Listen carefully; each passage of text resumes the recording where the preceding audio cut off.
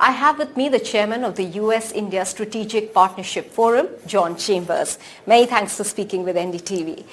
My first question is simply with regard to the relationship between India and the United States that you have seen evolving while being at the helm of affairs at USISPF. Well, many people have called me the biggest optimist, the biggest bull on India in the world, and I am. I bet a large part of my career back in 2006 when at Cisco as chairman and CEO, I made India our second world headquarters. And very often we get trends right, but we usually also see the future, if you will.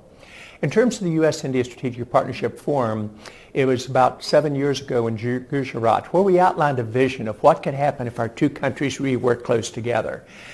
We said not only can it become the most strategic relationship in the world, but together we believe that India would be the fastest growing GDP in the world and that a partnership between these two nations could be the model for the rest of the world. Many people thought it was a stretch too far, yet as you saw with the events last year with the state visit with Prime Minister Modi and President Biden, it happened. So if you watch, what we've been able to do is identify the key trends going on in the market. How did every side and every citizen, both countries, win by this relationship? So I think the last 8 years have been exciting, but you haven't seen anything yet in terms of what's going to happen. So even as we speak, the US NSA, Jake Sullivan, is in India, and the focus of discussion is on ISET, the initiative on critical and emerging technologies.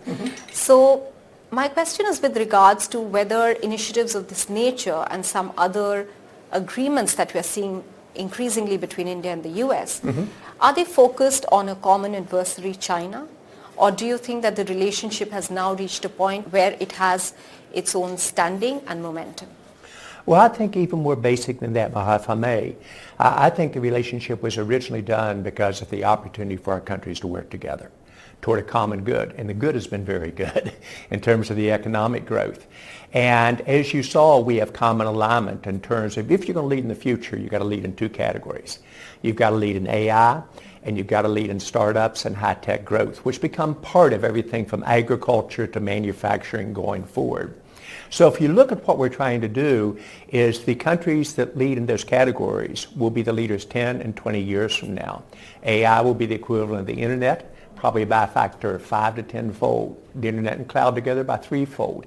And the speed of change, Maha, is going to be amazing. So when countries can work together to say, how do we perhaps lead the world? And if we do together lead this world from an AI perspective, from a critical infrastructure perspective, from a commonality perspective, then we can help the economic benefit of not just all of our citizens in both countries, but of the world as a whole. Put a different way, let's take some common interest. The infrastructure is very key. So the market in the future, it's going to be about supply chain. It's going to be about logistics. It's going to be about manufacturing. It's going to be about how you use AI to tie all this together. So for our two countries to work in terms of an architecture for this and perhaps do something that's never been done, not by having transactions in each of those 4 categories, but working across in a way that can change the world. That's why I'm so optimistic about the future of our countries together. So I think this is a very good step in a common way. Are there some issues that India has a chance to benefit from because of perhaps some of the missteps by China? And remember, I was one of the first companies to bet on China in 1995 when I first became CEO. So I believe in China and the Chinese people. However, it is about innovation and democracy. It's about working together toward a common goal. And I think India and the U.S. find themselves aligned on many, many issues together.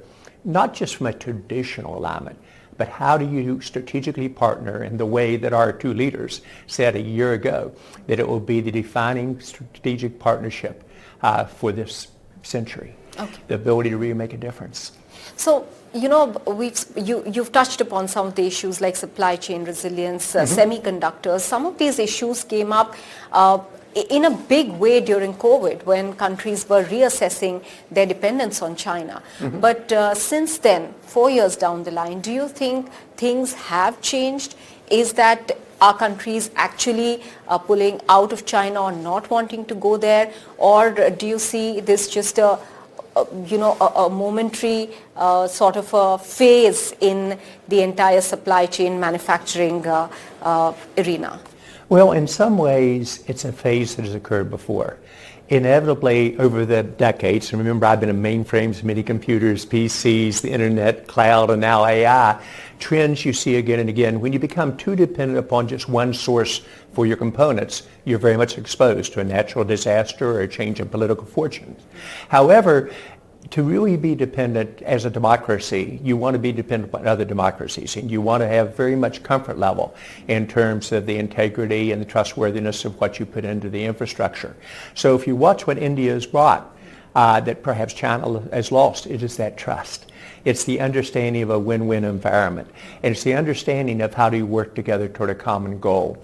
Over time, the U.S. and China will get back together. That, I think, will be a given. But if you really watch where the relationship will be between the U.S. and India, I think you'll see every decade us pulling further and further together for the benefit of the world as a whole, but for our countries as well. Thank you. Thank you for speaking with us. My honor.